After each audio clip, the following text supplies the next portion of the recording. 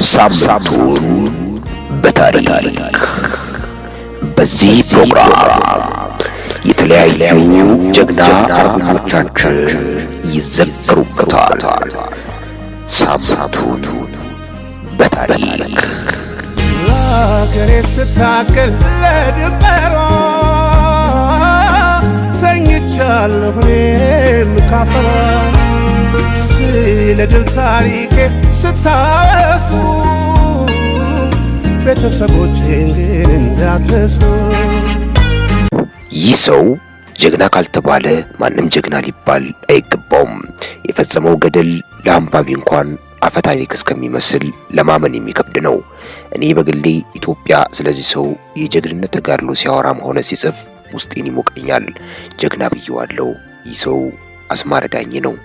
አስማረ ከደርግ ስርዓት ጀምሮ በሽፍታነት የኖረ የጫካን ሕይወት ጠንቅቆ የተረዳ የህዝቡን በደል በሚገባ የሚያውቅ ታላቅ ጀግና ነው አስማረ ዳኜ። ይህ ጀግና አስማረ በ1983 ዓመተ ምህረት በአርባ ጉጉ ይኖሩ የነበሩ የአማራው ጎሳ ተወላጆች ላይ በኢህአዴግና በኦነግ ወታደሮች እየደረሰ በነበረው ጭፍጨፋ ልቡ አዝኖ በሰሜን ሸዋ ጊናገር የሚገኙ 15 ገበሬዎችን በማስተባበር ምስራቅ ኢትዮጵያ አርባ ጉጉ ድረስ በመጓዝ በአካባቢው የሚገኙ የኦነግና የኢህአዴግ ወታደሮች ላይ ጥቃት በመክፈት የኦነግና የኢህአዴግ ወታደሮችን ውሃ አሰኝቶ በአርባ ጉጉ የሚገኙ የአማራው ጎሳ አባላትን እልቂት የቀነሰ ታላቅ ሰው ነው። በስፍራው ይገኙ የነበሩ ህዝቦች ባለውለታ ነው። የአስማረ ዳኜን ጀግንነት የተረዱት የወቅቱ የኢህአዴግ ሹማምንት አስማረ የኦነግና የኢህአዴግ ሰራዊትን አርባ ጉጉ ላይ ድባቅ መጥቶ ሲመለስ ሰሜን ሸዋ ላይ በመጠበቅ አማላጅ ልከው የጊናገር ወረዳ አስተዳዳሪ እንዲሆን አደረጉት። ሆኖም አስማረ የጊናገር ወረዳ አስተዳደር ሲሆን በልቡ መላ ዘይሎ ነበረ።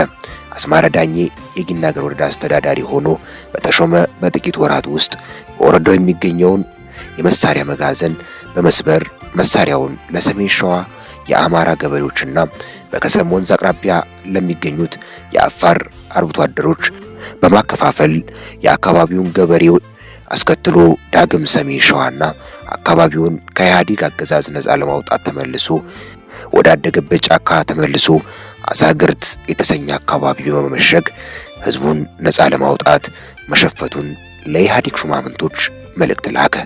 አስማረ ዳኜ ከደርግ ስርዓት ጀምሮ በእምቢባይነት የኖረ ለወገን ፍቅር፣ ክብርና ነፃነት የጫካን ህይወት የለመደ የዱር ገደሉን መከራ የወደደ የአማራውን ያለ ስሙና ግብሩ መበደል በሚገባ የሚያውቅ ጀግና አማራ ነው። ትውልዱ በታላቁ ሸዋ አሳግርትና በረከት ሲሆን የከሰምና በረከትን ቆላ እስከ አፋር ድረስ ዱር ቤቴ ብሎ የነፃነት ትግሉን እስከ ፍጻሜ ተጋድሎበታል፣ ተዋድቆበታል። አስማረ 1983 ዓመተ ምህረት በአርባ ጉጉ ይኖሩ የነበሩ አማሮች ላይ ጥላቻና ትንሽነት ያሰክራቸው ያጣመራቸው በክፋት ድቁናው በከፋፋይነት የቀሰሱት የአቢሲኒያ የዘመን ስብራቶች ወያኔና ኦነግ በትህነግ ደቀ መዛሙርትነት በኦነግ ተላላኪነት የተጫነበትን የበደል ቁና የመከራ ገመድ ይከታተልም ያውቅም ነበረ። እየደረሰ የነበረው ዘር ተኮር የአማራው ጭፍጨፋ ማብቂያ ማክተሚያ ቢጠፋም አስማረ ወገኖቹን ለመታደግ ከሸዋ ጊናገር 15 ወዳጅ ገበሬዎችን በማስተባበር አርባ ጉጉ መሸገ። አስማረ ደፋር፣ ያሰበውን የሚከውን የወገን ባርነት ጭቆናን ያንገሸግሸው ነበረ።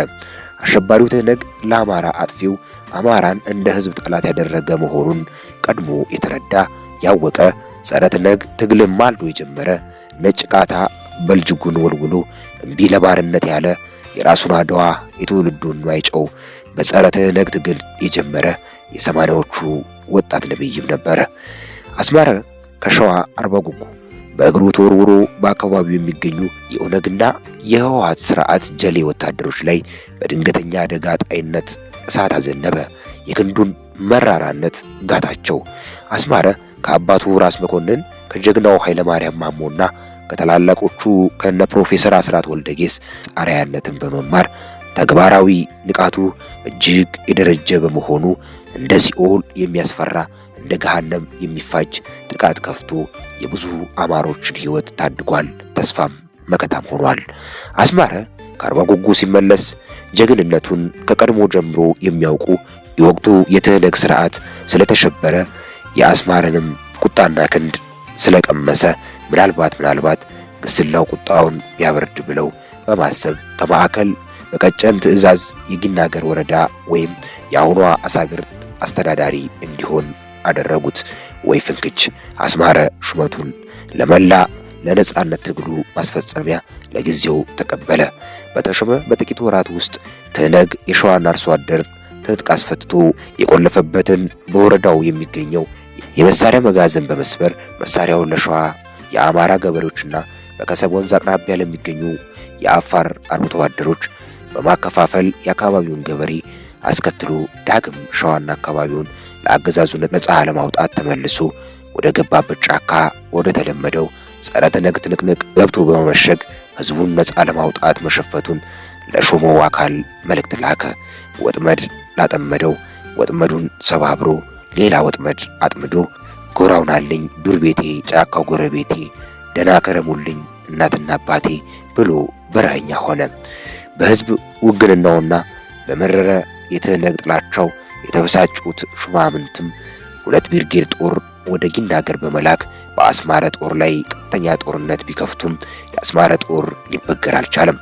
ይልቁንስ 20 የማይሞላው የአስማረ ጦር ጠላትን በሞት መሬት ውስጥ በመክተትን ቆርጦ በመምታት በአንድ ቀን ውጊያ ብቻ በርካታ የህወሓት ዙፋን ጠባቂ ወታደሮችን ረፍርፎ 5 ወታደሮችን ከነሙሉ ትጥቃቸው ማረኩ። ቀጥሎም የ4 ኪሎ ህወሓት በመደናገጥ በሄሊኮፕተር የታገዘ ዘመቻ ጥቃት በአስማረ ጦር ላይ ቢዘምትም አልተሳካም። ዘመቻው በአስማራ አሸናፊነት ከተጠናቀቀ በኋላ የገዢው ሹማምንት አስማረን ለመግደል ሰላዮችን ወደ ጊናገር ይልካሉ። ሆኖም አስማረ ሰላዮቹና አብሮ የመጡ ወታደሮች ላይ ተኩስ ከፍቶ 2ቱን ገድሎ 5ቱን ማረካቸው።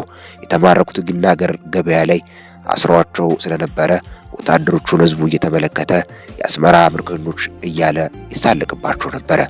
ሁኔታው በዚህ ከቀጠለ በሎጂስቲክ እጥረት እንደሚቸገር ቀድሞ የተነተነውና የተረዳው አስማረ ጦሩን አስከትሎ ወደሚወዳቸውና ወደሚያምናቸው አፋሮች ዘንድ ተጓዘ። ቀደም ሲልም በአፋር ህዝብ የጸረ ትህነግ ትግል ውስጥ አስማረ ከአፋሮች ጋር ልዩነት፣ ትስስር፣ ፍቅር ነበረው። አሰግድ መኮንን የተባለ የታሪክ ጸሐፊ ከዚህ በፊት የአስማረን ገድል ሲከትብ የአስማረን ታሪክ ከአፋር ትግል ለብቻው ለይቶ መጻፍ ጥቁር ድመትን በጨለማ እንደመፈለግ የማይታሰብ ነውና አፋር የአስማረ ውለታ አስማረም የአፋር ውለታ አለባቸው ብለው እንደነገሩት ጸሐፊው አትቷል። ህወሓትን እንቅልፍ ነስቶታልና አስማረ ዳኜ አርጎባ አካባቢ በመሸግ በሶስተኛው ቀን የህወሓት ኢህአዴግ ሰራዊት መረጃ አግኝተው ኖሮ በከባድ መሳሪያ የታጀበ ጦርነት በአካባቢው ላይ ይከፍታሉ። ሆኖም አስማረ ከሸዋ አብረውት በመጡት ገበሬዎችና የአፋር ወዳጆች ድጋፍ በስፍራው የከበበውን ጦር ቀጥቶ ያፈርሰዋል። ቀጥሎም ከሸዋ አብረው ከዘመቱ ወታደሮች መካከል 2ቱን አስከትሎ ስንቅ ፍለጋ መተሐራ ወደሚገኘው የትግል አጋሩ ዘንድ ይሄዳል። ሆኖም የመተሐራው ተወካይ በህወሓት መሰሪ ተግባር በገንዘብ ተደልሎ ሊያስገድለው መሆኑ በአፋሮች የመረጃ መረብ ዳጎ ውስጥ ይገባል። በዚህም የተነሳ አስማረ መንገዱን በመቀየር በከሰም በኩል በማድረግ ሽሪ የምትባል የገጠር መንደር ቆይታ አድርጎ ወደ ስፍራው በመሄድ ከመተሐራ ወዳጁ በተቃራኒ አቅጣጫ መሽጎ ሁኔታዎችን መከታተል ይጀምራል። በዚህም የመተሐራው ተወካይ ለማስመሰል የወታደር ቀልብ በመኪና ጭኖ ከፊት እየሄደ በሌላ በኩል በርካታ የትህነግ ወታደሮች የጫነ መኪና ሲመጣ ተመልክቶ ቀድሞ ተኩስ ከፍቶ አንድ ባንድ ሲለቃቀማቸው የተኩስ ድምፅ የሰማው አንድ ብርጌድ የትህነግ ታማኝ ሰራዊት በስፍራው በመድረስ በአስማረና በሁለቱ ጓደኞቹ ላይ ተኩስ ይከፍታሉ። አስማረም ነጎድጓዳዊ ውጊያ በመክፈት ሞራላዊና ወታደራዊ ውድመት እንዳከናነባቸው በታሪክ በወርቅ ብዕር ቀለም ተመዝግቧል። ከዚህ ጸረ ትህነግ ትንቅንቅ ማግስት ጀምሮ ወጣቱ ኮስታራው የአማራ የአይበገሬነት ምልክት አስማረ የገባበት አልታወቀም። ሆኖም ይህ ጀግና የአማራ ወጣቶች የትግል ቀንዲል የፍትህና የነጻነት አብሪ ኮከብ መስከረም 11 ቀን 2012 ዓ.ም በደራሲ አሰግድ መኮንንና የታሪኩ አስታዋሽ የሸዋ ወጣቶች አስተባባሪነት የፊት አውራሪነት ማዕረግ በጥንታዊት ኢትዮጵያ ጀግኖች አርበኞች ጽሕፈት ቤት በኩል ተሰጥቶታል። የአማራ ወጣት ሆይ አስማረ ባንተ ዘመን ትነግን ወቅቷል፣ የራሱን አድዋ ጽፏል። ይህ አሁን ላይ ያለው ትውልድም ከዚህ ልበ ቆራጥ ጀግና ሰው በብዙ መማር ይገባዋል። አንተም ተነስተህ ለነጻነት ዝመት፣ የአባቶችን ታሪክ ጠብቅ፣ ስለ እውነት ስለ ማንነት የመኖር ህልውና ታገል እያለን የተወደዳችሁና የተከበራችሁ አድማጭ ተመልካቾቻችን ለዛሬ ያዘጋጀንላችሁ ፕሮግራም ይህን ይመስል ነበረ። በቀጣይ በሌላ ፕሮግራም እስከምንገናኝ ሰናይ ጊዜ ተመኘን።